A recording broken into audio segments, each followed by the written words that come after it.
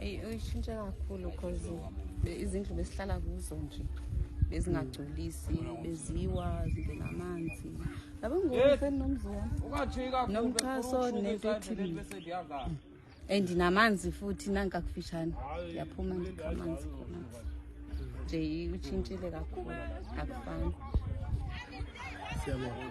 Ugesi hayi ugesi awusihluphi kwona nje siphethe kahle nje kushintshile because ugesi kaloku apho suka khona besinganayo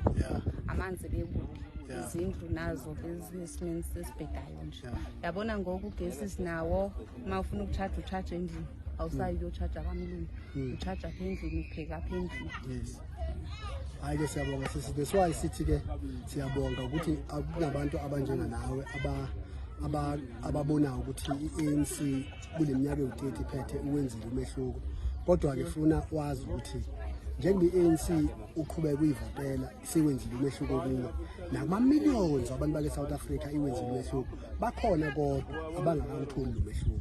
Ngakho ke leli vote lakho libalekile ukuthi uqhubeke ulinike iANC ukwenze balapho bona abangawutholi umehluko iANC iqhubekile semandleni ukwazi uqhubeka ukuthi ifikelela ukuthi ishintshe impilo zabo.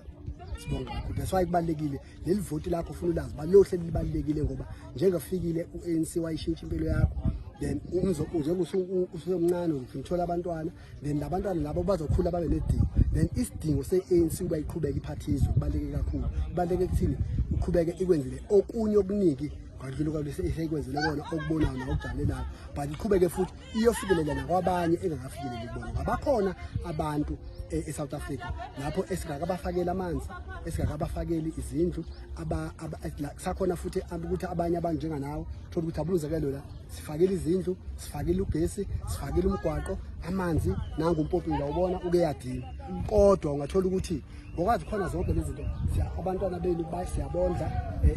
ezikoleni bayadla kodwa enye inkinga futhi esibhekene nayo ukuthi afuna siqhubeke futhi sakhe umnotho ukhulu umnotho sakha amathuba emisebenzi ukwenzela ukuthi ke ngokudlule ke ngekutheni sinakhela izindlu sinakhela ufakela ugesi sinakhela umgwaqo kwenza abantu kwazi ukuthi imisebenzi then ke kubalekile ukuthi iANC iqhubeke ibeke emandleni. Sibonga kakhulu sisho. Ngiyabonga.